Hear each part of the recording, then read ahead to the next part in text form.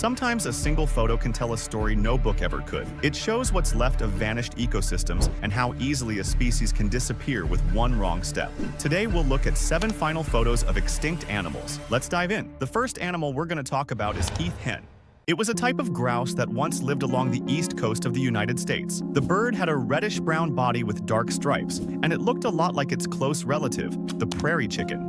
At first, heath hens were so common that early settlers hunted them in huge numbers. Over time, their population dropped until they were only found on Martha's Vineyard in Massachusetts. In 1916, a massive fire destroyed much of their habitat. Harsh winters, disease, and inbreeding made things even worse. The last known heath hen, nicknamed Booming Ben, was seen in 1932. After that, the species was gone. The next animal we're going to talk about is the Pyrenean ibex, also called the bucardo. It was a wild goat that lived in the Pyrenees Mountains between Spain and France. For centuries, the Pyrenean ibex was hunted for its meat, its horns, and even for sport. As farming spread, sheep and goats took over its grazing areas, leaving less food and space. Diseases carried by livestock also reached the wild herds, making them weaker. By the late 1900s, only a handful of Pyrenean ibex were still alive. In the year 2000, the very last one, a female named Celia, was found dead beneath a fallen tree. With her death, the species was declared extinct. But the story didn't end there.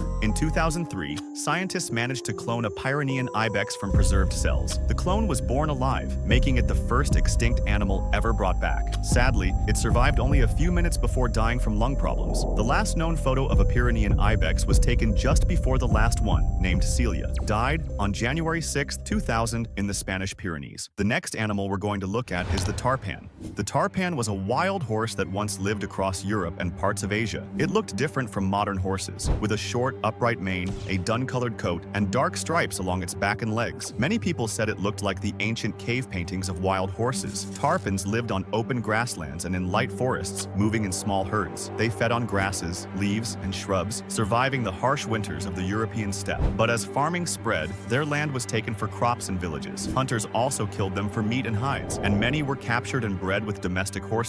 By the 1800s, pure wild tarpans had almost vanished. Most that remained were mixed with domestic breeds. The very last known tarpan died in captivity in Russia around 1909. The only known photograph of a tarpan is of the Cherson tarpan, a horse captured as a foal near Novovorontsovka in 1866. This individual was kept in captivity and died in 1887 at the Moscow Zoo. The next animal is one of the most fascinating, the Caspian tiger. It was once one of the largest cats in the world, living across Turkey, Iran, Central Asia, and even into western China. These tigers preferred river valleys, reed beds, and forests close to water where prey was easy to find. The Caspian tiger had a muscular body, thick golden fur, and bold dark stripes. It hunted wild boar, deer, and other large animals that lived along the rivers. Powerful and strong, it was the top predator in its range. But by the 1900s, things started to change. Farmers cleared river forests for crops, leaving the tiger with less land to live in. Hunters killed them for sport and for bounties, while their prey was also hunted heavily. With no food and no safe home, the Caspian tiger's numbers collapsed.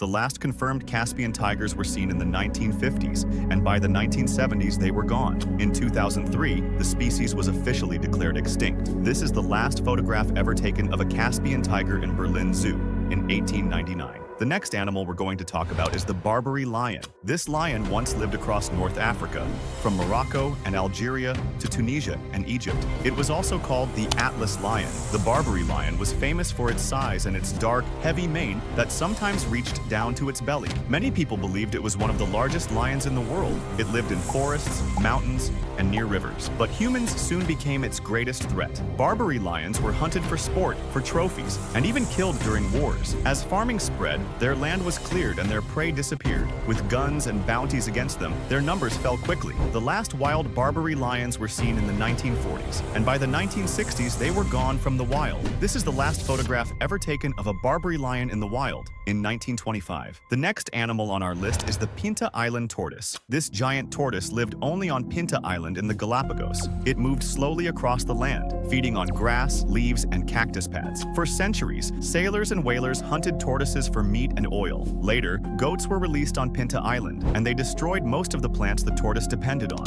By the mid-1900s, the Pinta Island tortoise was thought to be extinct. Then in 1971, scientists found a single male still alive. He was named Lonesome George, and he quickly became the most famous tortoise in the world. For decades, efforts were made to find him a mate, but no eggs ever hatched. On June 24, 2012, Lonesome George died. With him, the Pinta Island tortoise was declared extinct. This is the last photograph ever taken of Lonesome George before his death. The final animal on this list is thylacine, also called the Tasmanian tiger. It was a marsupial predator that once lived in Tasmania, mainland Australia, and New Guinea.